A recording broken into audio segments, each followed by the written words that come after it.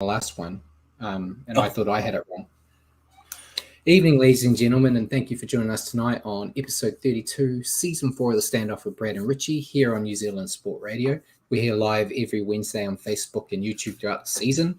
Evening, Richie. We're down to the final 4 after 2 impressive matches, 1 tight tussle, and then the fantastic Warriors win in front of an amazing crowd in Auckland. First of all, how are you? How was your weekend, and what did you think of the matches? I'm doing well, thanks, Brad. And yeah, I always do well after a game like that. Been walking around on cloud 9 and consuming every bit of Warriors media, which seems to have ramped up this week naturally, heading into a prelim. So I've been loving all of that. How about yourself? Yeah, bit of a whirlwind week. Obviously, I think we'll kick off the news talking about the game day experience. I think I didn't add that in the notes, but we may as well do that. But yeah, fantastic game. Very privileged to get to go. And yeah, just it's been a crazy week. Hopefully, it's not the last. Fingers crossed. But yeah, really enjoying actually having the Warriors around at this time of year because we're not used to it. But while we're here live on Wednesdays at 8 p.m., we'll also catch our show at your convenience on iHeartRadio, Spotify, all those places. Just search for New Zealand Sport Radio. As always, we're going to cover everything you need to know in the week that was rugby league, including our top stories of the week, review of the finals week 2 games, and the final round of the NRLW, and then an update on our tips. We'll then stop and answer some questions from you guys, as well as questions we got for each other. We'll then preview the preliminary finals and make our picks before ending the night with a recap of the Super League. So remember to send us comments and questions throughout the show, and we may as well jump into the top stories, Richie. Sure. See Simon's here, even Simon. Oh, also Paul's not here. So as always, we'll go into chaos when I'm trying to get comments to pop up and all that rubbish. So I'll do my best. But yeah, first, before we get into the news, may as well talk about the Warriors, the actual game. So not the review, but the atmosphere and all that. So game kicked off at 6. I got there about 3 because a lot of the guys that do what we do were coming up and wanted to catch up. So I got to catch up with Warriorholic, Waz Up, Warriors Fan TV, which I think on his YouTube channel, there's an interview with me on there. I'm probably going to forget some people. Dan from Warriors Anonymous also caught up with Will Evans from This Warriors Life. So good to catch up with guys we've met before, and also guys I've spoken to a lot that haven't met before. But yeah, it was crazy. Even 3 o'clock going to Lily World, which is that little bar outside the stadium, which I don't think you've got to go to yet, have you? No, I haven't. It was, full of people. There were old Warriors walking around. I saw Kevin Campion there, and yeah, and then going into the game, it was just probably I think I was talking to you and Ruin Hammer about it, about the atmosphere. It's probably taken over from the blackout in terms of the atmosphere. We both got to go to the blackout. Yeah. Got to sit in the East Stand, which I haven't done in a long time. But it's not a bad side, actually. You're nice and close to the ground compared to where we normally sit. But yeah, fantastic. The crowd was singing. And yeah, couldn't get out of there. Took me hours trying to get home. All the people celebrating. But yeah, it was fantastic. You obviously you watched it from home.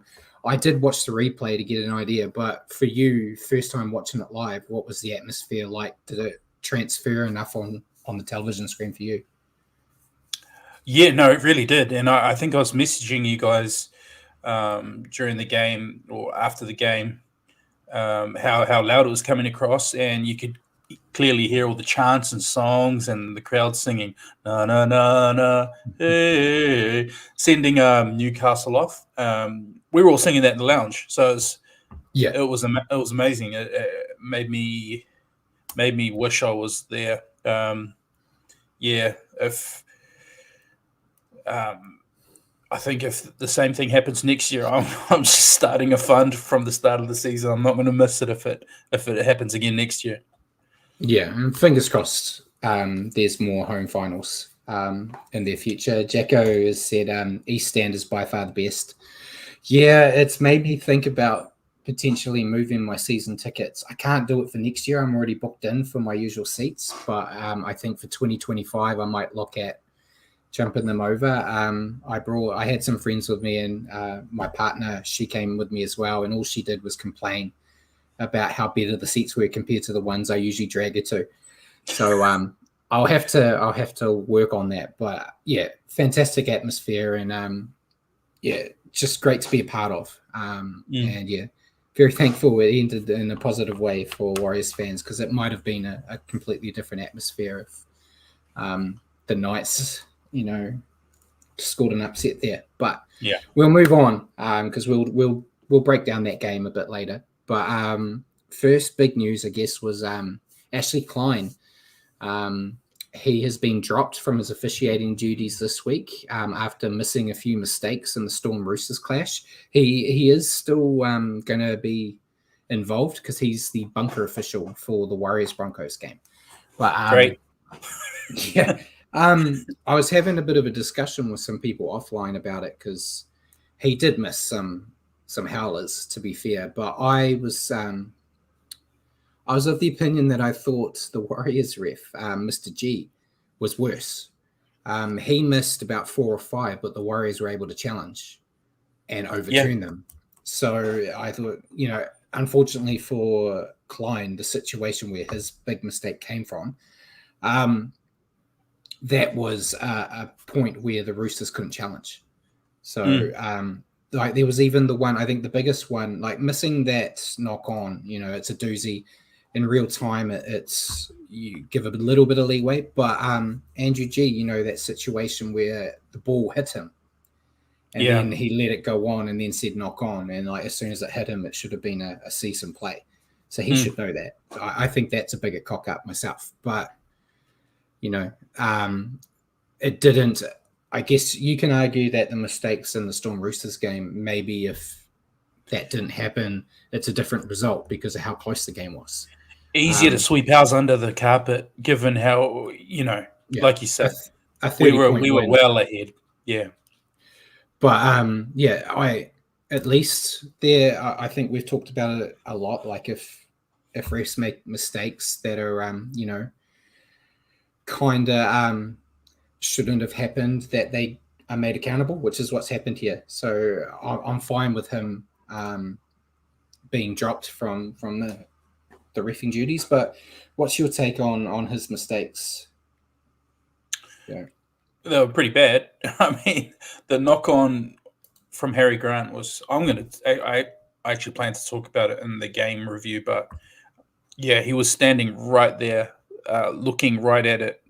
I don't see how he didn't see it, and then gives the Storm a penalty and a 6 again, piggyback them all the way out the field, and they score immediately after when the Roosters should have been hot on attack. So there was also the instance of Sam Walker copping Harry Grant on the face, pretty much out in front of the post towards the end, and I mean the referees are kind of known for it in big finals games like that or State of Origin. They just put the whistle away. Whereas leading up to the finals, that's a penalty and put on report every day of the week. So it's a funny one, but yeah, he wasn't the best, but the refs in general, they're going to make mistakes, aren't they? And they do. But he's been made accountable, held accountable. I don't understand why he's still in the bunker. If you're being made accountable, you should just be dropped altogether. But yeah, you think with having enough refs to do touch lines, bunker, and games for a regular round where there's 8 games, you'd have enough to kind of spread it over 2. But we'll see. Look, he's still going to have an influence on the game from the bunker, isn't he? So yeah. So hopefully it makes him a bit more accurate with his decision making this week, with all eyes on him. I see Bjorn's asked an interesting question, which we'll hit in the question segment. Gives me some time to think about it. But next bit of news. Warriors kind of got dragged into this without wanting to be. But Panthers CEO Brian Fletcher's come out and stated that he believes all preliminary finals should be played at neutral venues. And he thinks that the Broncos are getting too big of an advantage getting to play at Suncorp. I disagree.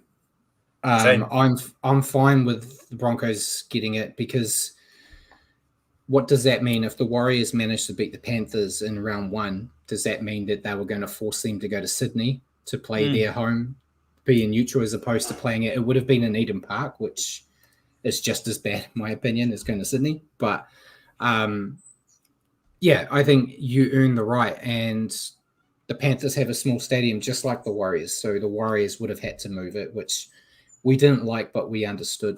And the Panthers have to do the same. And the Panthers get to go like 20 minutes up the road to another stadium. So, and it's not like they're playing another Sydney team.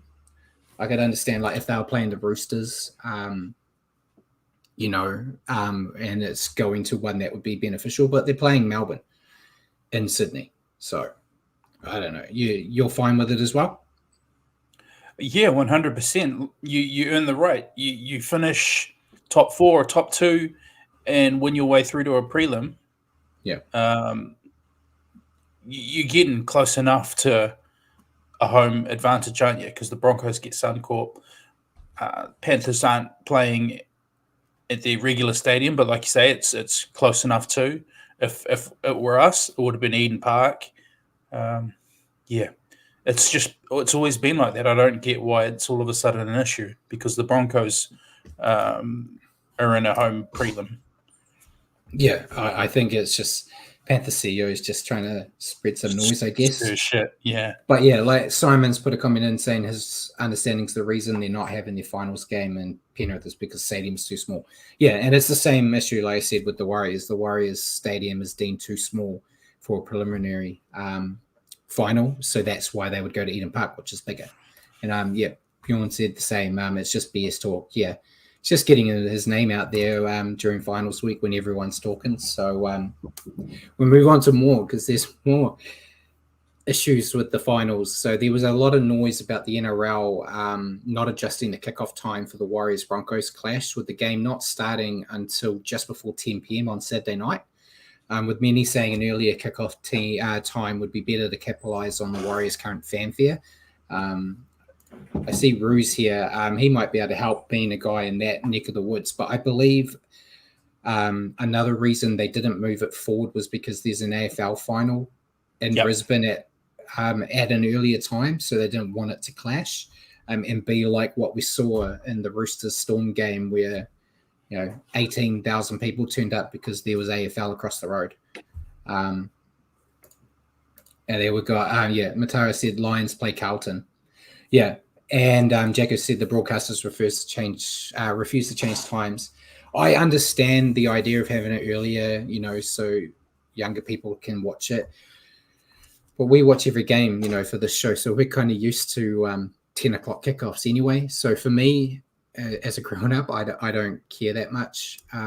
Might be a bit different with you, with kids that might be interested in watching. I'm pretty sure your boy will be watching anyway. He'll be watching. So, and Simon said it's around 6 o'clock our time, the Brisbane AFL thing. And New Zealand's a smaller audience compared to the Australian market. So, I get it. I understand both sides, but it is what it is. Matara said it's school holidays as well. Is it school holidays coming up? It is, last week of the term this week. Yeah, so it'll be fine for the kids. Jacko's kind of jumping into my next news segment, but we've also got a lot of people talking about the grand final being moved back to an afternoon game, which is what Jacko said. He said, same with grand final. Most fans want it earlier, but for some reason, broadcasters again won't budge. Yeah, I think I've seen it on lots of the weekly shows they do for the NRL. Whenever they do the surveys, a vast majority of the fans all say they would prefer an afternoon grand final, but they don't change it because of the TV deals and stuff. The TV deals prefer a late night game. So, yeah, what do you reckon on that? I like the idea of an afternoon game, but whenever the Warriors are involved in a grand final, I generally get the Monday off anyway. So the late time doesn't worry me. So you've had 2 Mondays off in the past? I've had 2 Mondays off for grand finals. Well, to be fair, the first Warriors grand final, I was still in school. So I went to school, but 2011, I got the Monday off. So yeah, I'd love an afternoon grand final. You think back to the old early 90s Raiders games. It's just cool. And the quality of rugby league tends to be really good as well, with a dry ball and fast track. It'd be cool, but hard to see it happening. Like you say, the broadcasters love a nighttime game. Yeah, so I don't see it happening. But yeah, it was interesting food for thought. Next one's a bit of non-news, but Nathan Cleary was sent to hospital for a scan on his finger during the week. I think it was Monday. After training on Monday, everything appears to be fine, and he was apparently back Monday night doing a weight session. So I think he's fine, and it was just one of the big names of the comp left going to hospital kind of springs up some news. But if he has done something to his finger and it's strapped and all that, do you think that's going to have a big effect on his performance in the game? Probably not, because it's Nathan Cleary and it's NRL finals times when he shines. But I hope the Storm send some big boppers their way, him and Luai, to test them out. But I'm pretty sure Cleary's good to go.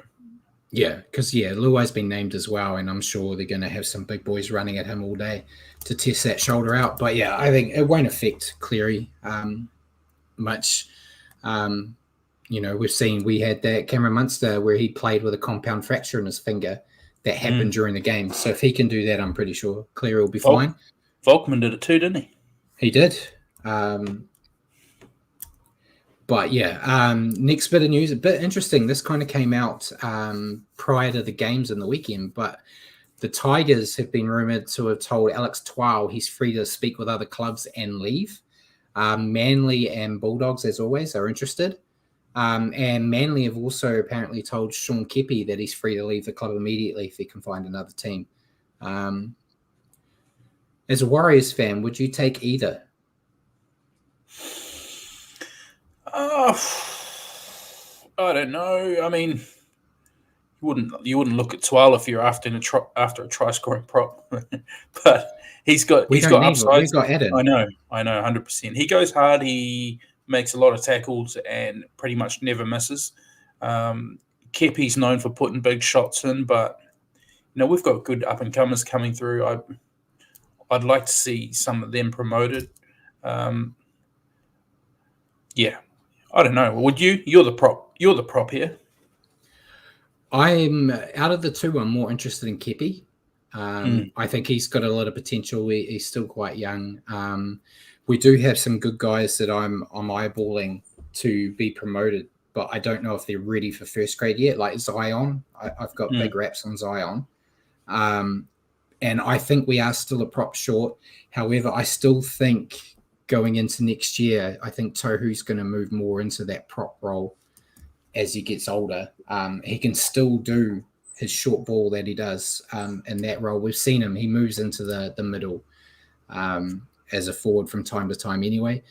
That's potentially a way they might get around needing that extra forward at the moment. But if a guy like Twal or Kepi is cheap enough, I wouldn't say no. And Jack is kind of saying the same. At the expense of who? Yeah, true. Bunty. Yeah. I would, yeah. But then at the moment, with the way the bench is, I don't know where you put another one. It's a great problem to have, but yeah, it's like Jacko's kind of said. They need more front row cover because if AFB goes down, we've kind of been very blessed that Whenua Blake has had a pretty sweet run this year. Yeah. And Mark Roberts is here. He said he'd stick with what he said all the way through. Zion and Kalani for the final 2 spots in next year's squad. So that's what I like as well. Yeah, I don't expect to see a lot of Zion in first grade next year. Kind of a bit like Ali, Tane, and the likes this year, where they got 1 or 2 spots to shine with injuries and stuff. But Zion, I think, is going to be a great front rower for the club, with a bit of experience behind him. But I'm very biased as a front rower, so I think all front rowers are going to do great things. We'll go on with the Tigers a bit more because there's quite a bit from them. But they've apparently told Dave Furner that he has no longer got a future with the club. He's one of the assistants. He's been moved on from his assistant coach role, and Chris Heinington has been moved into that role. And they've also commissioned an independent review into the football operations of the club to work out how they can improve next season. And I think we've said it a lot this year that the best way for that team to improve is to get rid of all the office, really. So we'll see if that is something this independent review comes to a conclusion for. But what do you reckon about Dave Furner getting the flick and them reviewing everything? Review is desperately needed, and whether they like it or not, changes are obviously needed there. They've gone last place a couple years now, so there's only so long you can say the only way is up. You got to make some changes and make that a reality. Their roster's too good to be finishing where they are. I mean, it's still got holes in it, but they've got a good forward pack. They've got Uppy there. They've got a lot of talent. Obviously, Buller, one of the best rookies coming through. They shouldn't be finishing last place. You probably agree with me, Brad. That spot should be reserved for the Dragons. But exactly. It should. So we'll see. They like I say, they need to make change. Hopefully they find out where that's needed in their review and they do a good review. But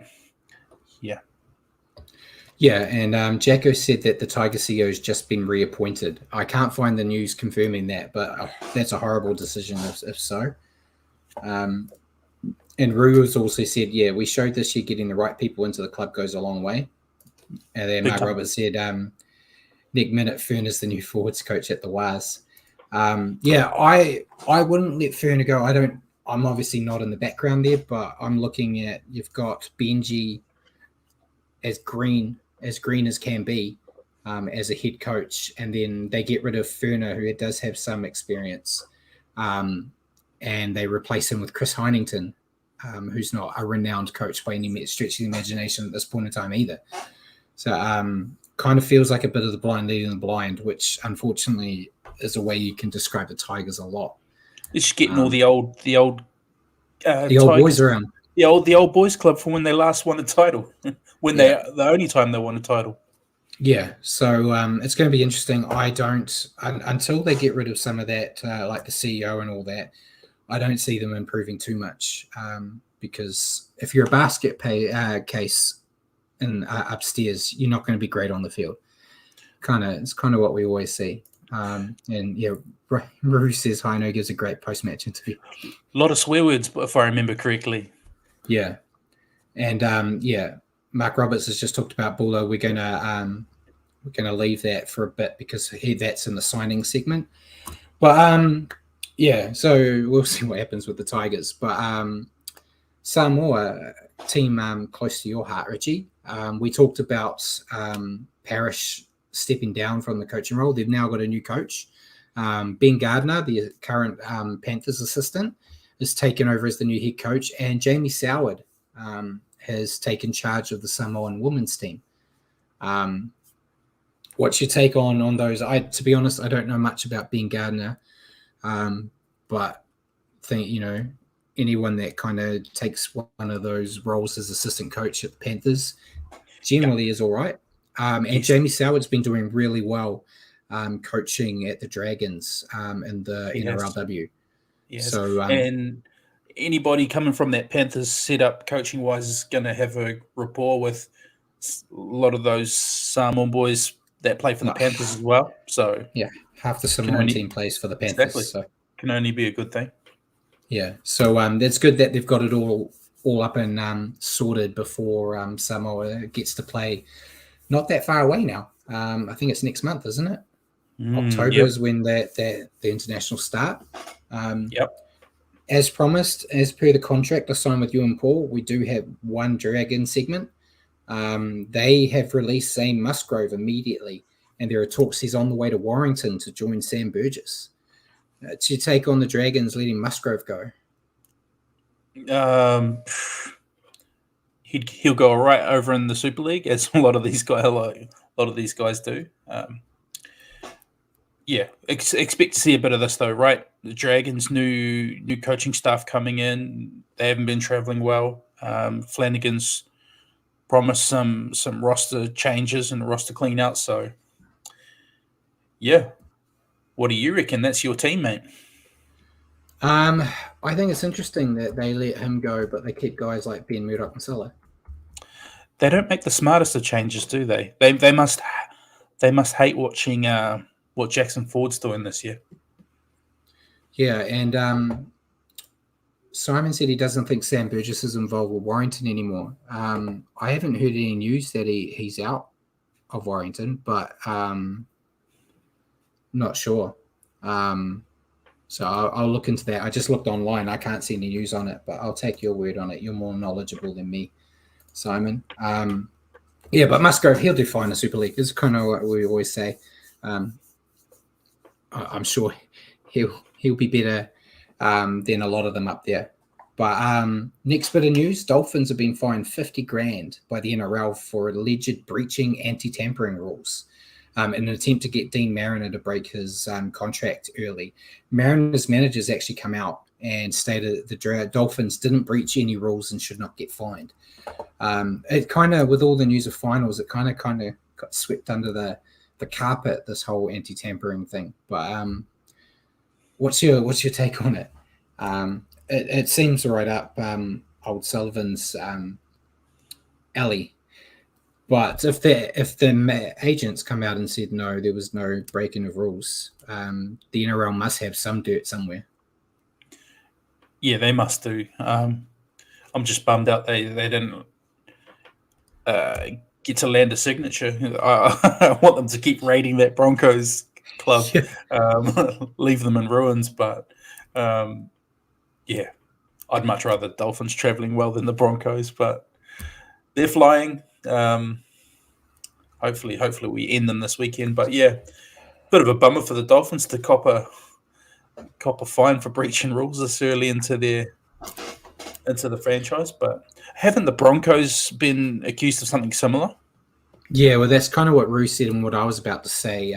Roo said every Queensland club was apparently speaking to Walsh when he was with us last year. No one cared, and suddenly now it's an outrage.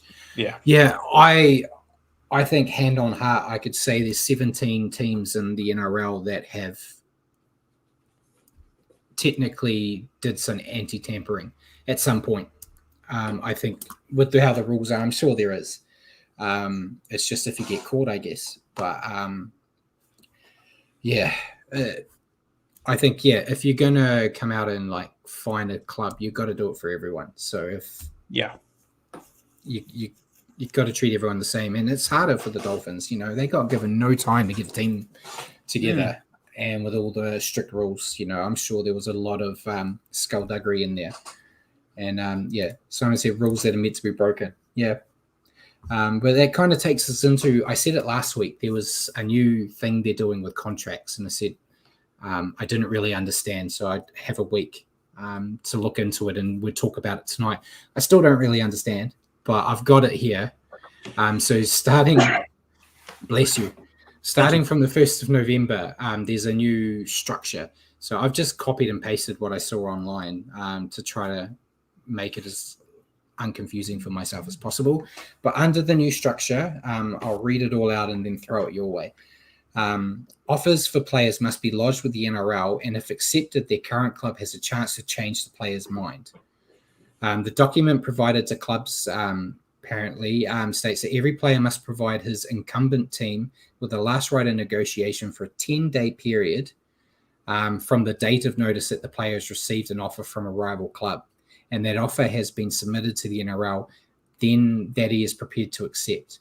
The new process doesn't involve a cooling off period. The new negotiation window is for a period of 10 days after a player receives an offer that they'll be willing to accept. So if they're interested in an offer and are interested to take it, they have to let their team know, and their team has 10 days to do a counter offer. And then once that 10-day period ends, the player is free to sign with either club. Players have no obligation to accept an offer from their incumbent club, even if it matches the offer from the new club. And then, it said the NRL is also set to crack down on the November 1 deadline, with clubs, players, and agents now unable to negotiate before this date. Previously, negotiations could take place, but no contract could be signed until the final year of their existing contract. And Rue said, funny that DC was promoting this new rule. Yeah, hilarious. He loves it. He loves this idea. It's interesting. It's going to make things more murky, I think, especially for us. If we talk Drew Hutchinson's rumored to be going to the Bulldogs. Nothing's been signed yet, but if there's an offer on the table, then a week after our show, he might decide to do a backflip and stay. And as everything, make it all about us. But I guess it could be a way to prevent, for a club, thinking about it, say the Warriors. I'll just pick the Warriors because they're our team. Say Jackson Ford. I'll pick him. He's a young guy that's got a few years. Say his contract's coming up at an end. He wants to make a bit more money. So they put the feelers out saying that there's this team interested, this team, to get the Warriors to kind of bump up their offer. You can't really do that now because you wait till they're going to go, okay, I'm going to take this offer. And then it goes. So then the Warriors know, okay, there is actually an offer. Now we'll come to the party. So it could save some coin for some teams with some of their players that are calling bluffs. That's I heard. I think of the Steve Maddai situation. For years, Steve Maddai was coming to the Warriors, and he was getting big bumps from Manly, with no intention of coming to the Warriors. And so this could be a way where you kind of eliminate some of that potentially.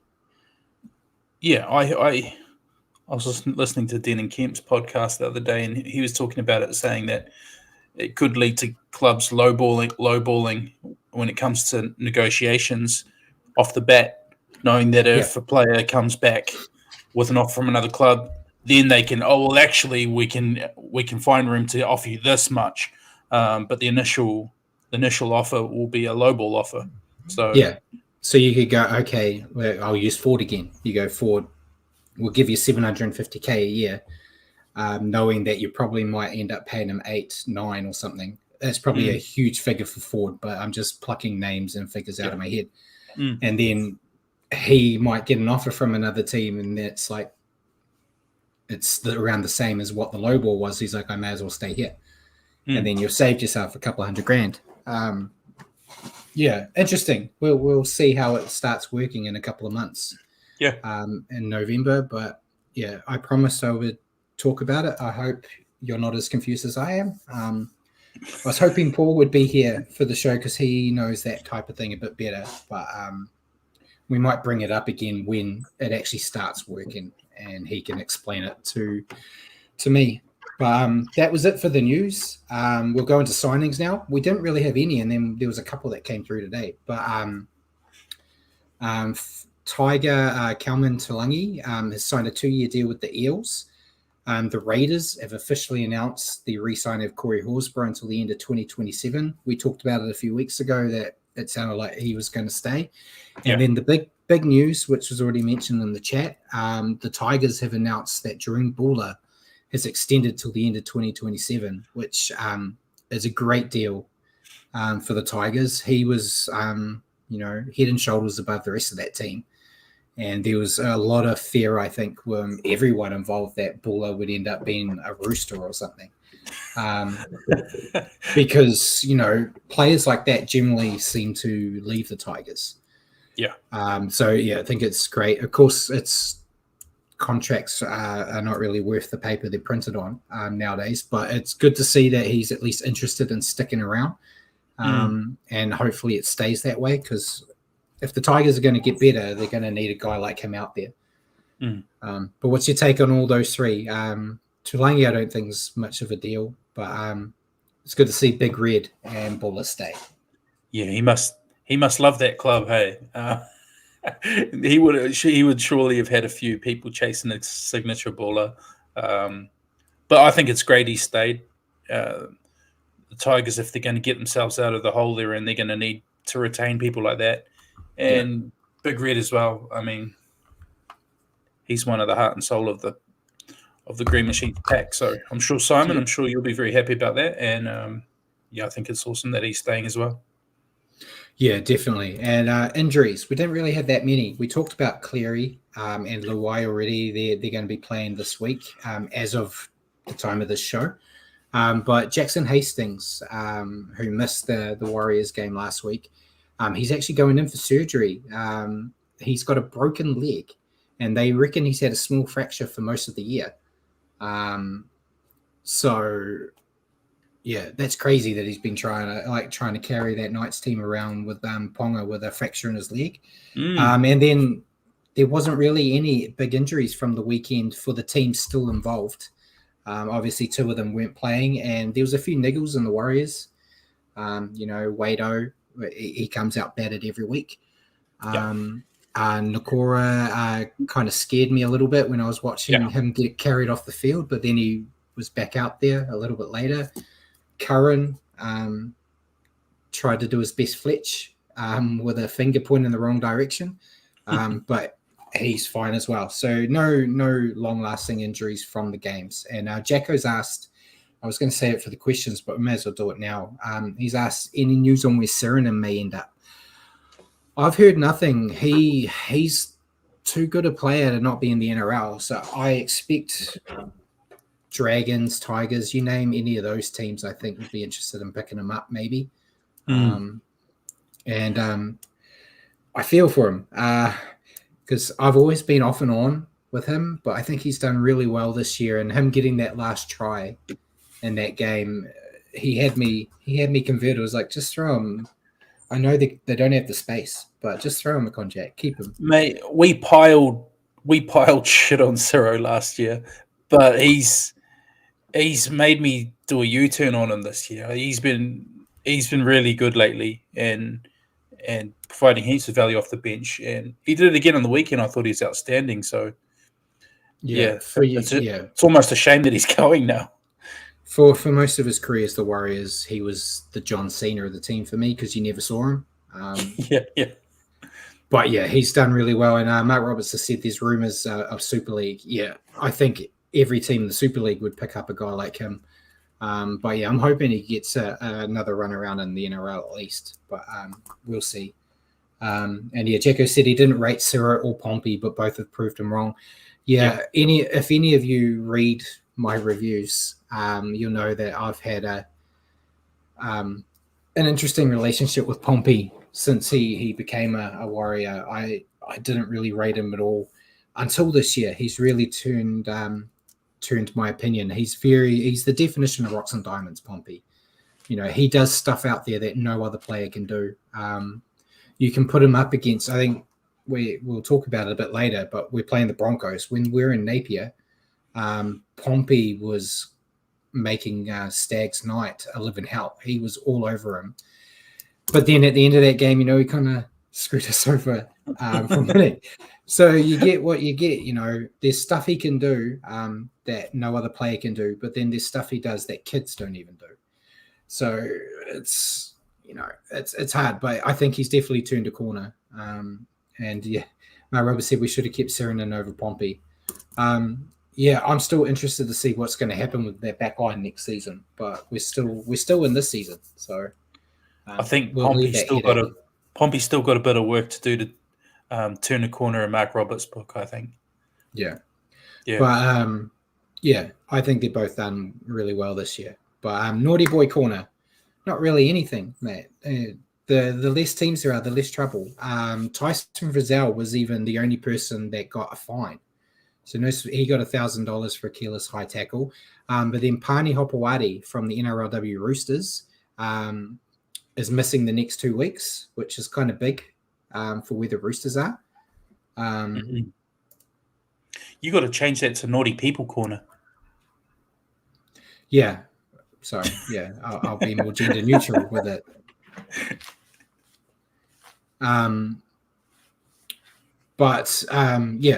That she got a grade 3 dangerous contact. It was like a hip drop. So she's basically, that's her out for the season if the Roosters make it. Even if they win and make it to the grand final, she'll miss the grand final as well. But yeah, enough talking. We're going 40 minutes, which I'm sure Paul's going to love. We'll go into round 2. There's only 2 games, so I'm sure we'll go through it quickly. Starting on Friday night, the Storm beating the Roosters 18-13. I'm sure we won't go through it quickly because it just gives us more time to talk more about each game. Storm 18, Roosters 13, 3 tries to 2. Tyron Wishart, Marion Seve, Will Warbrick were the 3 try scorers for the Storm. Brandon Smith and Lindsay Collins were the 2 try scorers for the Roosters. Yeah, I looked at your notes. And we're pretty similar here again. You got to stop copying. But Storm, they were unconvincing here for me. I kind of came into this, I think we even talked about it last week, saying Roosters have got so many outs, the Storm will give them a bath. And that's not what we saw. But when push comes to shove, they get the job done. They were still clunky on attack. We talked about it, after their loss to the Broncos in the first week of finals, their attack didn't look that great. They also had a few defensive lapses. They missed Hughes, which isn't the most astounding note from me, but missed him a bit. And I thought Grant had a bit of he's still in that rough patch of form. He had some good moments, had some bad ones. Thankfully, the refs helped him out. Munster was a little bit off too, but put in that pinpoint kick at the end to win the game with old Warbrick plucking it out of the sky. But they need a lot of improvement this week if they want to have a chance against Penrith. Your take on the Storm? You've gone harsh there. Yeah, I felt like I just talked about the team that lost. one good win from the Warriors, and you're turning your nose on people. I thought they actually did really well to reach another preliminary final in a season they haven't really been traveling that well, really, by their standards, but they still managed to finish top 4 and reach a prelim. So that it's pretty good for an off season when you think about it. Obviously not the most convincing effort, but I thought Tyron Wishart did a reasonable job filling in for Jerome Hughes and scored an important try. Thought Harry Grant, you were a bit cold on him, but I thought he made an impact when he came on, did some good things. Although he should have been called for an obvious knock-on, obviously.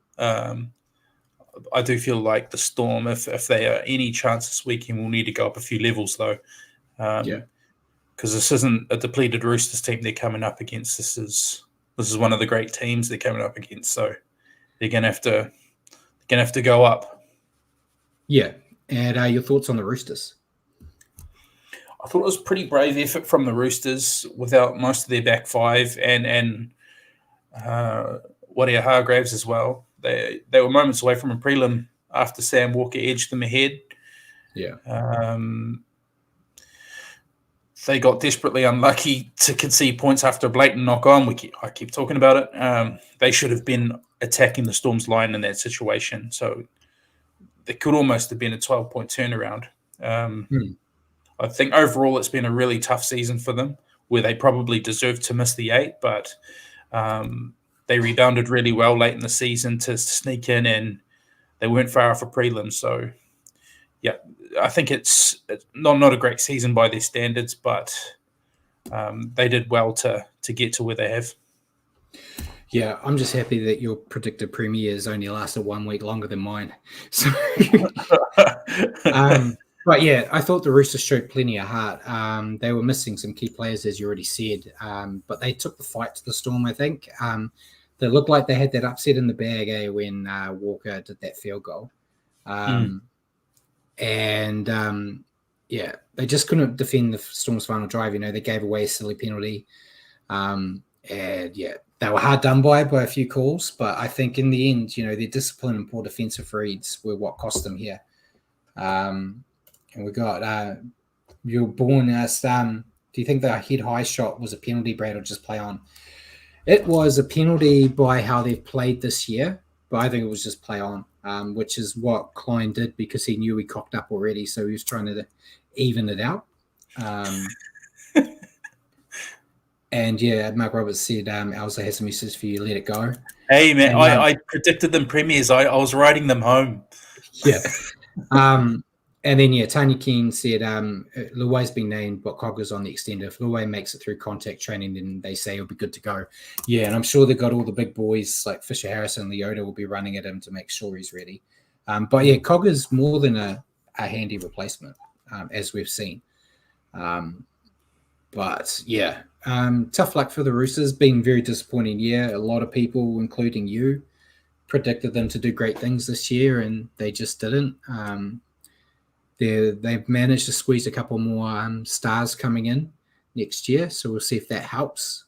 Tough year for them, and I'm sure they enjoyed Mad Monday this week. But your player to stand out? Well, Harry Grant. You were cold on him, Brad, but he was catching balls even when he wasn't catching them. Nobody can do that. So, no, I thought it was quite. I thought he was rubbish last week. That's pretty harsh, but by his own standards, he was pretty poor last week. And I thought bringing him off to make an impact this week, I think he did a pretty good job of that. Once he came on, he got the Storm into the game. Yeah, I went with a Rooster. I went with Terrell May. Young forward that's kind of setting the world on fire for everyone that's looking at his contract to see when it expires. He was off the bench, ran 131 meters, looked very good, quite mobile for a big unit. He's definitely a young forward on the rise, and I would take him in a heartbeat as the biased forward on this show. But I thought he had a great game in a losing side. Especially with guys like Lindsay Collins and that kind of get the praise in the forwards for the Roosters. But, who knows? He could be a player that kind of finds his way at another club when you think Jared's going on again. You got Collins. It's Lenu. Spencer's going there, isn't he? Yes. Yeah. So there is a few players that will kind of get above him in the pecking order. Mark Roberts has said he may have already been seen with the Panthers having coffee. I hope you're joking about that. So it wouldn't surprise me. That's a hell of a swap, Get rid of Spencer and then get another young forward for a bit more coin. But it's hard to throw shade at a player if they end up going to Penrith, because why wouldn't you? We'll go on to the next game. The Warriors just squeaking it out, defeating the Knights 40-10. Yes, indeed. It was wasn't a bad game. 7-2 for the Warriors. Chance, Adam Fanua-Blake, Marcelo Montoya, Dylan Walker, Rocco Berry, Dallin, and Bailey Sirenen. Nice to see him get one in his last home game. 2 tries to the Knights, Greg Marju, Dylan Lucas. Yeah, what a game. They saved one of their better performances of the year for the last one on New Zealand soil. I've been complaining about it a lot, but I haven't liked the errors the Warriors make. They did reduce them. They were still too high for my high expectations. But they just showed no mercy in this game. SJ returning added a lot of direction to the attack and the kicking game. Big games for everyone involved. I couldn't pick a player that I wanted to see improvement from after watching the game multiple times. And I think it'll be a great confidence booster for this week's match in Brisbane. It's a hell of a way to kick off, getting ready to face Brisbane in what will be a hard game. But, putting 30 points on the Knights who'd been on such a roll, not a bad way to start. Before I pass it to you, Jack, I said best game of the season, or was winning in Canberra better? I think winning in Canberra was better for the spectacle, but I'm a little bit biased with this game because I got to go and you're overawed by the atmosphere. But I think in terms of games, I think the Raiders game was better. This is close. You factor in the situation too, and the fact that it was a finals game. A lot more pressure here. So, yeah, I could go either way in that argument. Yeah.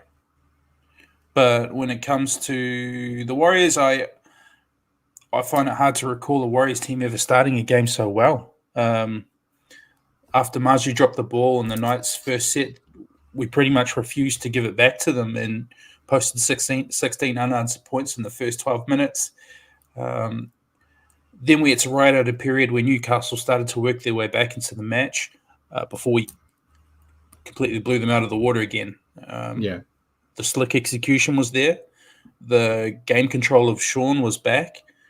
The crowd was as good a Warriors crowd that I've ever witnessed, to be fair. I think it'll be a night that lives long in the memory of most Warriors fans.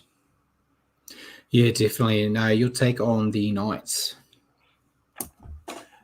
They came out of the gates flat, probably after going to the limit last week. You could forgive them for that, but they were blitzed early and never fully recovered. Their pack was dominated by our pack, meaning their lethal back five never really got front foot ball, and ultimately we looked after them really well. When you take them out of the equation, you go a long way to beating them.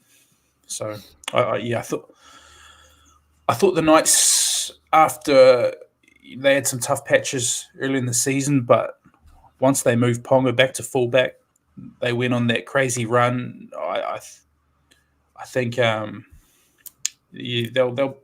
be disappointed with the result, but they can be pretty proud of their season. Yeah, and there's some comments before I talk about the Knights. So I'll go with Jacko. He said, we shut down Ponga so well, it was almost dreamlike. Shows how if you dominate the middle, outside back struggle. Yeah. And that's going to be key this week for the Broncos match, with them needing to dominate that middle and shut down Walsh. Tougher pack to pack. Yeah. Tanya said that the Knights didn't complete a set for the 13 minutes. Yeah, they had, I think it was even 13, 14 minute mark, they had 0 completion rate. And they barely got the ball. But and then Rue, before we moved on, he said, how was the crowd compared to the blackout? We said that at the beginning, but yeah, it was better. It was louder. There was singing, there was everything. Atmosphere was amazing. Then, Tanya said Berry was great at locking down Ponga. Yeah, Berry, he's got a lot of love and he's got a lot of hate from the community. But I think I know a lot of people criticize him for his attack.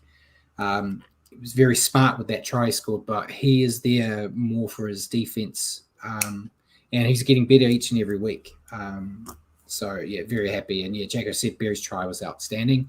But the Knights, this game actually reminded me of the Warriors-Panthers game last week, with the Knights playing the part of the Warriors. It was very similar.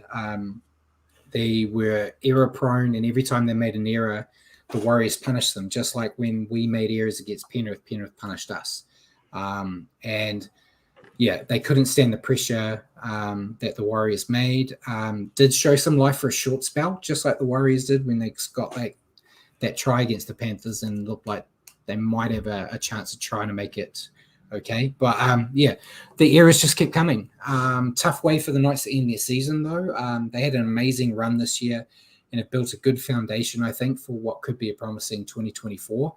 I know I was talking to one guy who's a big Knights fan, and you look at last year, the Knights and the Warriors were 14 and 15th. and then they were fighting out for a spot in the preliminaries this year. So that's great improvement from both sides. But Mark Roberts said Berry's our top centre. Let's just hope he's not the one forced out for RTS.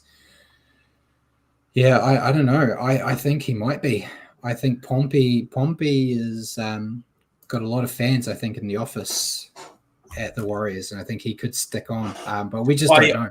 I agree with Mark there. I think Berry's got some upside, and he's got a good combo out on that right hand side. I'd love to see him get another chance next year to keep going.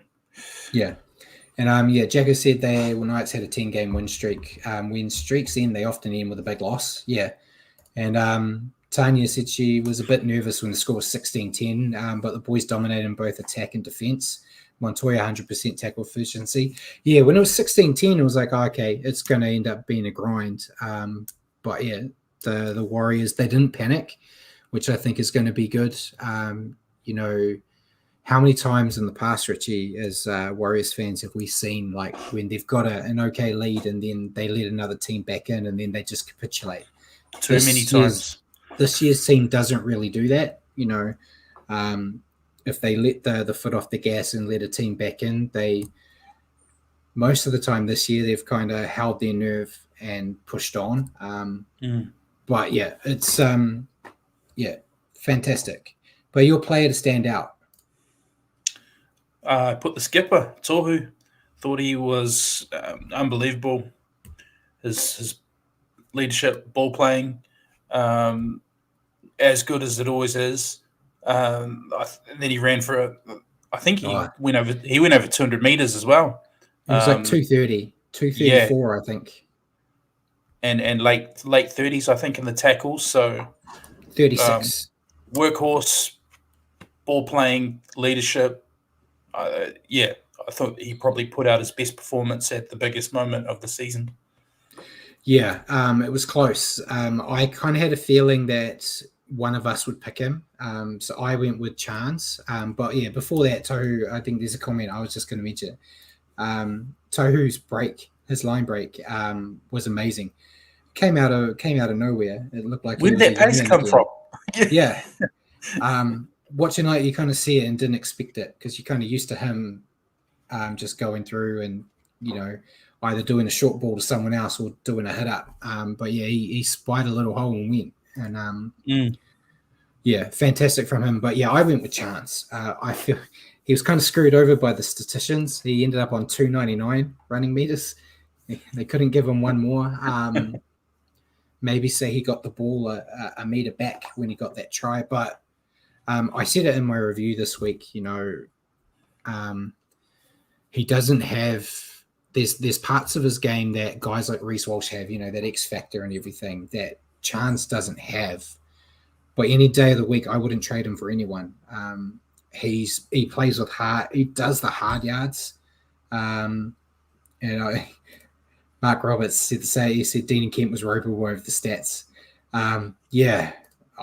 It's a crime. When you're that close to 300, just give it. But Chance was great. He plays his part. He does the hard work. He ran like 39 hit-ups in that game or something crazy when he doesn't need to do it. I think Tohu even said it in the post-match that they were kind of pulling him aside saying, stop. You don't need to keep doing it. We've got other boys that can do it for you. Don't kill yourself. But it's been a great year for him. He's a warrior, mate. Yeah. Absolute warrior. He's so fitting. It's a great story, I know wanting to come home for his family played a big part, but let's not forget before that it even came about, he was dropped to reserve grade at the Raiders. He had been, they had decided Xavier Savage was the guy for them. It's not really worked out for them. But yeah, it's great to just see him back where he belongs, which is in first grade. And long may it continue. And Mark Roberts also said he also ran for over 100 post-contact meters too. So fantastic effort, and couldn't be prouder to have him in a Warriors jersey. And fingers crossed he has a real big one this week. Yeah. So that's the games. We're done. So we'll go with the tips first. If I can bring them in. There we go. We all got stars because we all got both games right. We picked them 2 out of 2. Master pickers we are. So you're still leading the comp. 5 out of 6. You only got 1 game wrong so far. I am second, 4 out of 6. I got the 2 wrong because I was too cocky in that first week. And then Simon also got 2 out of 2 and is at the end 3 out of 6. As I said before we went live, you're going to be soft. And you're just going to pick what we picked to keep your victory. I told you my tips. Yeah. And Jacko said the clever lads get stars. I always give stars if you get 100%. It's actually Richard's first star for the year. So congrats there. He had to wait till there was no games. And then Bjorn said, Richie leading where it counts, which is That's what it's about, Bjorn. That's what it's about. Last season, I won the regular season tipping like I did this year, and then Richard pants me in the finals. Yeah, well done. And we'll move on to – we don't really need to because there's only 1 game. I can never get that bloody thing gone. Sorry, apologies. Paul is the one that does all this stuff. But yeah, there we go. We got 4 teams left. We'll talk about it more when we do the prediction. But yeah, great to see us still there. Yeah. So we'll go. We'll go into the NRLW final round. We've got that all sorted now. They've broken it down. I didn't even get the scores, Richie. Second week in a row, I've left scores off. Google. I'm disappointed. I'm on Google now. So the Knights defeated the Tigers 28-8. Roosters defeated the Cowboys 40-16. Broncos defeated the Dragons 46-12. Sharks defeated the Eels 56-6. And then the Titans defeated the Raiders 30-6. And that was the main game because they were, I think, the 2 trying to fight for that spot in the finals. So the Titans sealed it for them. But yeah, we'll talk about their game when it comes up. So we'll go into questions. I just saw Simon gave me his tips. So I am going to write his down. Hope he gets his ones right instead of me. But I'll go with the star questions we had first. So Bjorn asked first, Brad, as a world famous prop, what was your biggest open field run? I don't think it's happened yet. So I would say like 3 meters, maybe. not very fast. I remember years ago in a trial that my family came and watched, I did get 1 line break and I didn't offload it. I hit into contact, did an offload and set up my center to score. It's like the only highlight I can say from my league career. But that open space was about 2 meters. Wasn't very far because I'm as slow as a tractor. I can't really ask you, Richie, because you were a back, so you had lots of open field runs. It's not really fair. So you don't get that. He also asked another question saying, have either of you boys been to a game in, I assume you mean in Australia, or plan to go one in the near future? I haven't. I assume there's some words missing, but I assume that's what you mean. Have you been to a game in Aussie? Not an NRL game. I actually went to a Kiwis versus Kangaroos game at Suncorp years ago. I can't even remember the year. I think we had Jerome Party playing fullback. Yeah, and Bjorn's confirmed he means in Australia. Yeah, so I've been to a Kiwis Aussies game at Suncorp. Yeah, that stadium is awesome. Yeah, I haven't yet, but we keep getting badgered by Ruin Hammer that we need to come over for a Magic round at some point. So I'm sure when I do, it'll be for Magic round. But yeah, not as yet. Budget's tough. That Kiwis Kangaroos game we went to in Suncorp, I went wearing a Warriors jersey and caught the train back to my hotel, and I was heckled in the train the whole way home because we lost. So, yeah, wasn't fun. I have gone to an American football game in New York where I wore a Warriors jersey. So that is close.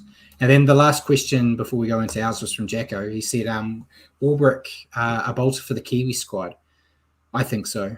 I think he's played more than well enough to make the squad. I don't know if he'll be starting because I think the wingers would be Dallin and Osako. So Osako's still playing for the Kiwis, right? He played for us in the World Cup. He didn't change to an island team. Is that correct, Richie? Yeah. Yeah. So I think those two will be the wingers, but I think he'll be in the squad. I can't think of many other Kiwi wingers that you'd put ahead of him at the moment. Can you think of any, Richie? Not off the top of my head. There will be some obvious ones, I guarantee it. Is Greg Marju, who's he? He was born in NZ and moved to Aussie when he was a teenager, I think, didn't he? Yeah, but Marju. He hasn't.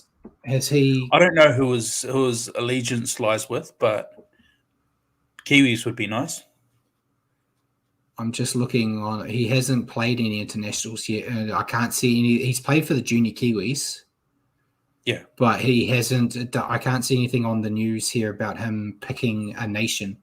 So I assume he'll still want to be a Kiwi, hopefully. So he might. If you only take, I assume they'll take 4. So if you were taking 4, I'd take Dallin, Isako, Marju, and Warbrick off the top of my head. That's more Richie's point of view because I don't really care about backs.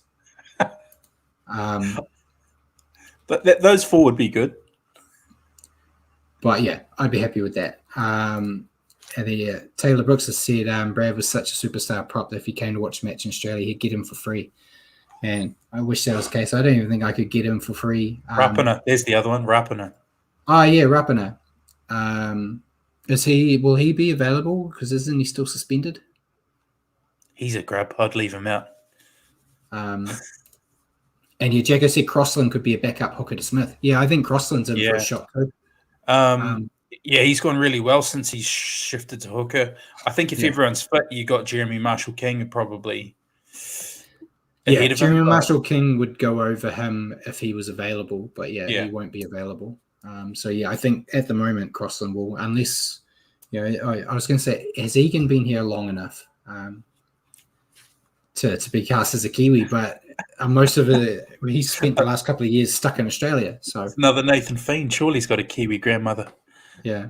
But yeah, that was all the questions I saw from you guys. So we'll go into I'll go with mine first because your one's going to take me a bit. But I've got here for you, Richie. We've seen Sean Johnson, Chance, Nicol Klugster, and Niokora return from stints at other clubs as improved players. If you could pick any current roster player to take a sabbatical at another club to learn and improve before returning to the Warriors, who would it be?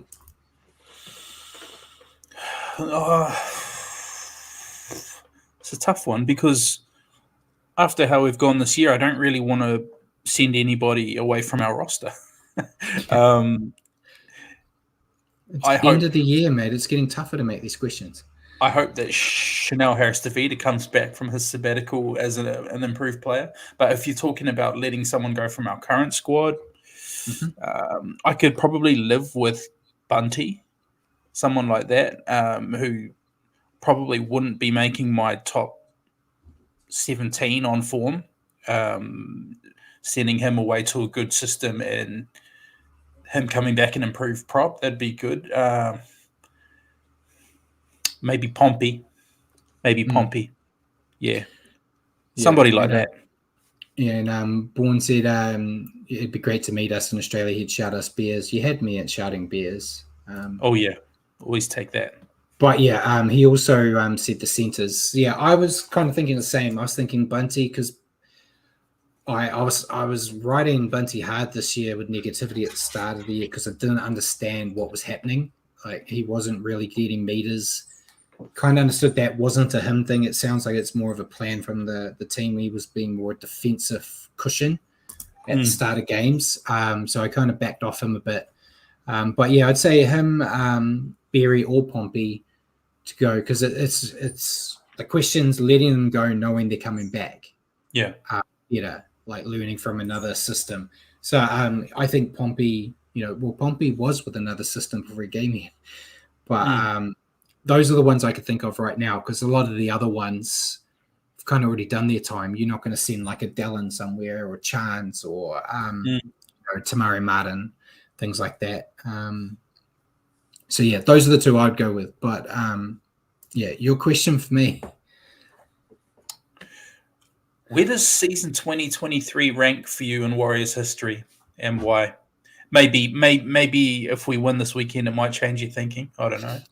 Yeah, the season's not over yet, mate. So it's up there at the moment. Just from expectations to what they've delivered, I came into this year very confident that I'd be happy with 10th place. 10th was what I had in my head all through the off season. That 10th position, go up 7, not at the bottom, not in playoffs, but showing improvement. I thought, this year would be just a feeling and process for Andrew Webster, getting to know the boys, getting the boys knowing him, and putting things in place to hopefully get some success in 2024. And what do I know? They decided to hit the ground running. So I've got it close to 2011 grand final years and around. That sweet patch around 2002 is still top tier for me. When I was young, that was kind of it. I was living out in the wop-wops, where rugby league was a naughty word.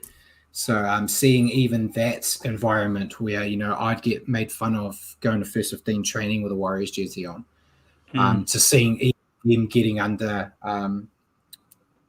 all under the emotions of the Warriors' first attempt at going all the way, and then 2011 kind of took us by surprise. We kind of were going slow, had that massive win against Melbourne, and then went off.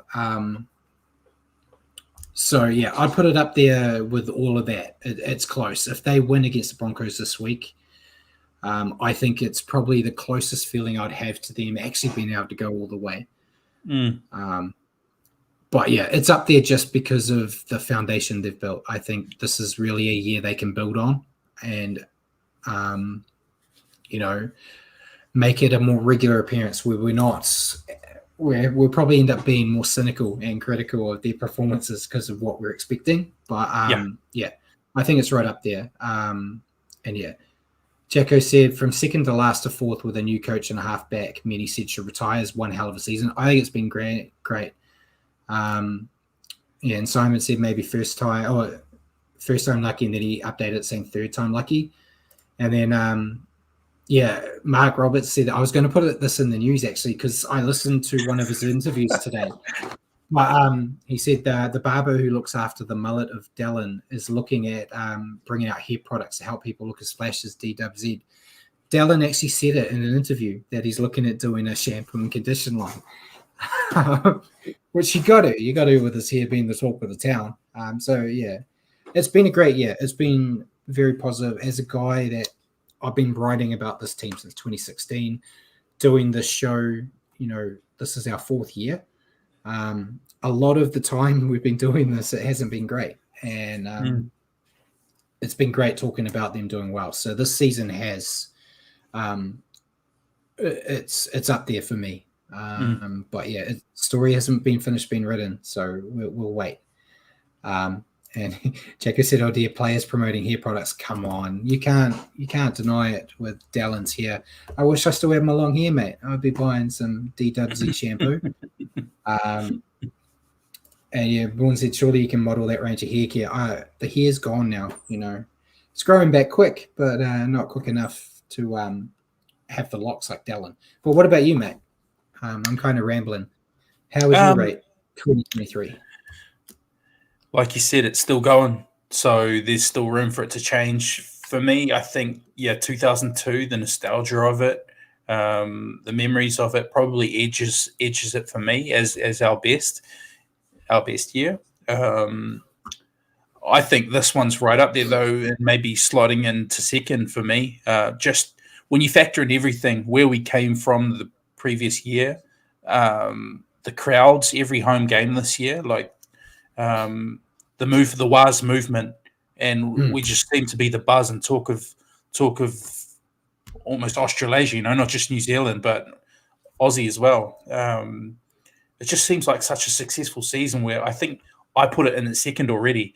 If we somehow manage to go on and make a grand final, win the grand final, probably leapfrogs into first. Yeah, absolutely.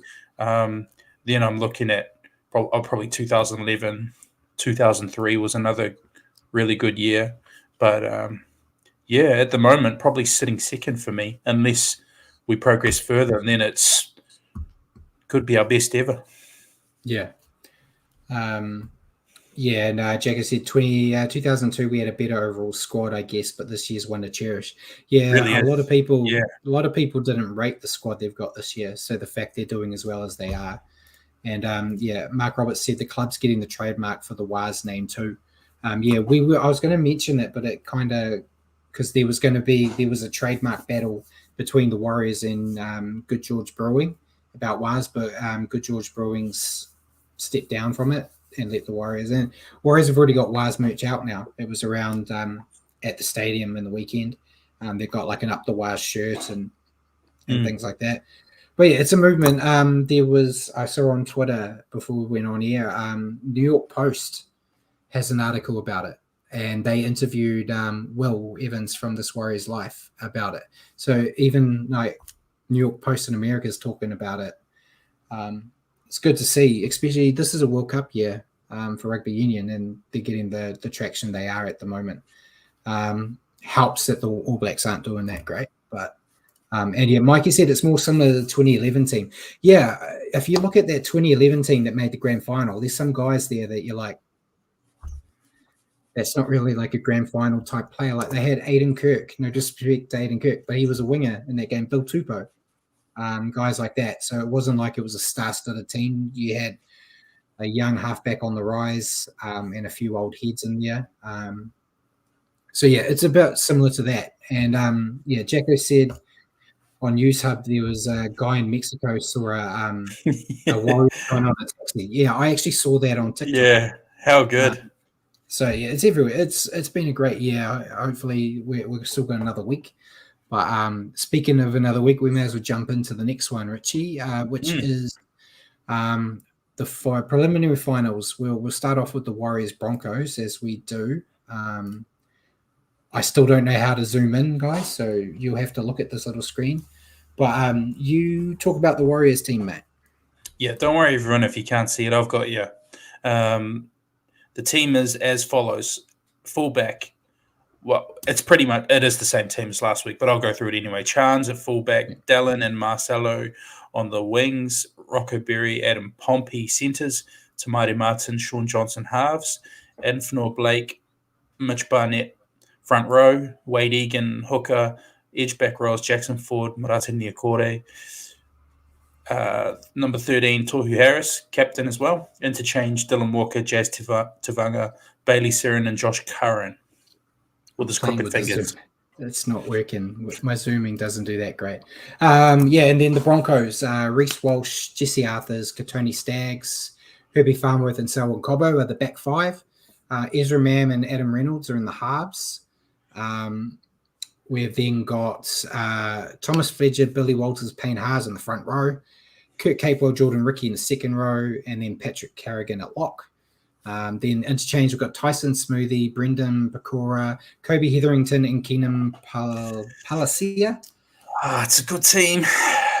It's a good team. I think there's some interesting matchups there. Obviously, first time old baby Blue Eyes, our former Lord and Savior Reece Walsh playing us for the first time. Good team. I've actually gone in my picks. I've picked the Broncos here. Disgusting. Hurts me. I fully think this is a game the Warriors can win. I'm just going with hometown advantage for the Broncos, which is why I've picked them. Simon has picked the Warriors. God bless you. Go, Simon. really hope it's the only pick I want to get wrong. I think that there's a lot of good matchups there. I think it's if they can have a similar approach to what they did against Ponga with Walsh. If you can keep Walsh quiet, you're halfway there. I think Payne Haas is a big boy. He can play big minutes. Adam Fanua-Blake, I expect to be playing real big minutes. I don't think it was any surprise that he played probably the least amount of minutes he's played all year last week, because I think they were saving his tank for this week. So I'm expecting him to be, out there for like 70-odd minutes, because that's what Haas does. I think as long as Payne Haas is on the field, you're going to have Adam out there. A lot of people are saying there's a lot more pressure on the Bronx. Yeah, most people in the media have already written the Warriors off and saying like it is, Broncos against Panthers in the grand final already. They've already printed the shirts. They got everything done. So I think there's a lot of pressure on the Bronx here to get the job done. Mikey said I'm disgraceful. I agree. Yeah, I picked the Warriors against the Panthers when you picked the Panthers in the first week, mate, and you're ahead of me in the tipping for that reason. Simon said he's seen a lot of people thought Brisbane wasn't going to do well this year, but to give them credit, they've gone very far. Yeah, I don't even know if I had the Broncos in the 8 in our predictions. And then Bjorn said, surely in the last 20 minutes, they'll be key. Yeah, if you go into the 60-minute mark and the Warriors are ahead or they're like a try behind, I'll be banking on them getting the job done. They do really well in that final 20. It's just if the Broncos come out like the Panthers did and blow them out early, then they're in trouble. But if it's going to get into a grind, I think the Warriors have the edge. Jacko said if we frustrate their backs, that we're in with a chance. Yeah, get under Walsh's skin. He has shown that he's better at keeping his cool now. But I think if there's any team that can get under his skin, it's going to be the team he used to play for. And then Mark Roberts said our bench is stronger for sure. Yeah, I think our bench pisses all over their bench. But yeah, it's going to be a great game as long as it's not like I was telling you before we went out live. If this is the last week the Warriors are in the comp and they go down, I want them to go down swinging. I don't want to see it like the Knights. Like say the Warriors do lose to the Broncos and they lose by 30 points. I'd be very disappointed. But yeah, I think they've got what it takes. And I have been saying all year in my reviews that this team is special. So if there's any team that I think can go in there and spoil the apple cart and ruin the NRL's preferred grand final, it's going to be the Warriors. So yeah, I'm picking the Bronx, but I really hope the Warriors win. Who are you picking? Just remember, you just made fun of me for picking the Broncos too. I did. Yeah. I know we dropped the game to them in Napier early in the year, but I think back to last year, their team was pretty much the same, except Reece Walsh was on our team. We beat them 20-6 in Redcliffe, 20-6, and their only try was Adam Reynolds sort of grubber to himself, a bit of magic. Otherwise, we completely dominated them. So I know we can do it. Our team this year is a lot better as well. So is theirs. But I believe we can do it. And saying that you picked Broncos, so I'm going to have to go with Broncos. Hey, I've got to stay ahead on the tips. Yeah. I'll be riding the boys home, though. I believe we can do it. We've got the team to do it. The team I want to lose to the least is the Broncos. Yeah, I really don't want to see Reece Walsh's first game against the Warriors end in a loss. I really want to see him get beaten. But yeah, I think it should be. I think it'll be the better of the two games. I think this would be either Warriors Broncos, whoever wins. I think it's going to be close and actually entertaining. So, and it better be entertaining as late as it is, mate. So don't fall asleep. But so that we all picked. You and I picked Broncos. Simon picked Warriors. We'll bring it up into the last two. Well, there's only two games. We already just talked about one, but Panthers Storm, Matt. I've picked Panthers. I got no faith in the Storm at the moment. they've been a bit rusty, but it's just like the bloody Storm to come out of nowhere, and upset Panthers. But yeah, I have to go with Panthers here. I'm going with Panthers, and what Jacko just said: if Walsh scores 3 tries, I'll smash the tally. Me too. Yeah. If Broncos win, I just want us to bash Walsh and him have no influence on the game. Yeah, and Simon has picked the Storm. I would love. I've been saying it. I've said it a few weeks ago, mate, on this show. I'd love a Storm Warriors grand final because of our amazing record against the Storm in finals. It doesn't matter how many times we played, but we've done well. So I'd love that. It would be sweet, sweet revenge too, beating them after them putting 70 on us last year. All the Anzac games where they won't let us host one and they just beat us, pound us the last few years. It would be sweet, sweet revenge. So fingers and toes crossed. Exactly. As long as I don't care if it's Storm, Panthers, as long as the Warriors get there, I'll be a happy man. Absolutely. But yeah, and then the NRLW finals, they go down to 4 teams. So they've got the Knights, Broncos, and the Roosters, Titans. So I think our prediction of Knights, Roosters final may come to fruition. I'm sticking with that. Knights versus Roosters. Yeah, I'm sticking. So that's all the NRL that we have at hour 25. Man, Paul's going to love it. We'll see you later, Jacko. We'll quickly just run through the Super League. So not really too much to talk about. Wigan, Catalans, and St. Helens all sit on 38 points and are first, second, and third due to points differential. So still the same top 3 as we've had for a while now. Lee is still in the top 4. They're on, I think it's 36 points in 4th place, and Wakefield is still last. Kind of rinse and repeat every week with that part. But the games, there was another big game. I know Wigan had a big score last week. They had another big score here, but Catalans kind of beat them. But St. Helens defeated Warrington 18-6. Lee defeated Wakefield 2019. So poor Wakefield, they're losing all the time, but they're getting closer. Wigan defeated Castleford 48-6. Huddersfield, defeated Hull FC 52-20. Catalans got the big score though, mate. 61-0 against Leeds. That's and massive. Then Hull KR defeated Salford in a shutout 12-0. And Mark Roberts has said Titans for the NRLW final up the Georgia Hale-led Titans. I love Georgia Hale, but she's no Millie Boyle, mate. So I'm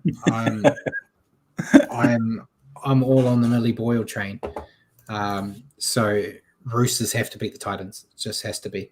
And then next week in the Super League, we've got Leeds versus Castleford, Lee versus Wigan, Huddersfield versus Warrington, St. Helens versus Hull FC, Salford versus Catalans, and Wakefield versus Hull KR.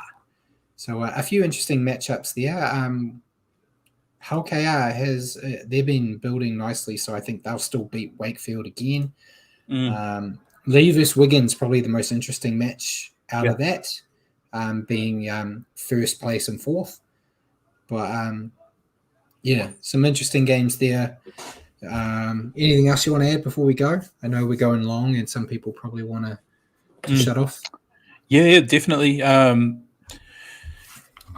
Cheers, everyone, for the chat. I hope everyone enjoys the game. I'm pretty sure Bjorn said in the chat that he's going to the game. If so, enjoy that, and please be as loud and vocal as you possibly can. Hopefully we get a lot of support and drown out the Brisbane crowd and come up with an unlikely result. And how good would that be? Yeah. Before we go, there was a question Bjorn put in there saying who's the Warriors grab to take out Walsh. Nikore. Nikore's the right one to do it, but I think he would get suspended. One that gets punished for it. So you're gonna have to go. Curran, I would do it. Tohu's got grub in him. If you listen to the players' interviews, to say he talks trash on the field and stuff, and he's got the cleanest record of anyone we've got. So he's the one that can do it and survive. Jazz Tavanga. Jazz is another one like Nikore. I think if he did it, he'd get in trouble. Anyone. we'll just borrow Tapani for a week. Have him as our water boy. Yeah. And yeah, before we go, Bourne said thanks for the show and see the fellow Warriors fans at Lord Alfred. Yeah, so the guys in Oz going to the game. I know Warrior Nation, Ruin Hammer, and all that. They as they always do. They do these meetups. There's one at the Lord Alfred Hotel prior to the game. Mark Tukey was pitching it on one of his interviews this week. He's going to be there. So if you go into the game, that's a great place to kick your day off. So enjoy it, man. Get amongst it. I'll be here sitting like I always do at this chair watching the game, having probably a brewski or two, enjoying it. But ladies and gentlemen, thank you for joining us tonight on the Stand-Off with Brad and Richie. For your weekly update on rugby league, tune into the show next week at 8 p.m. here on Facebook or YouTube, or at your convenience on Heart Radio and Spotify. Just remember to search for New Zealand Sport Radio. Cheers for joining me again tonight, Richie, and good night, everyone.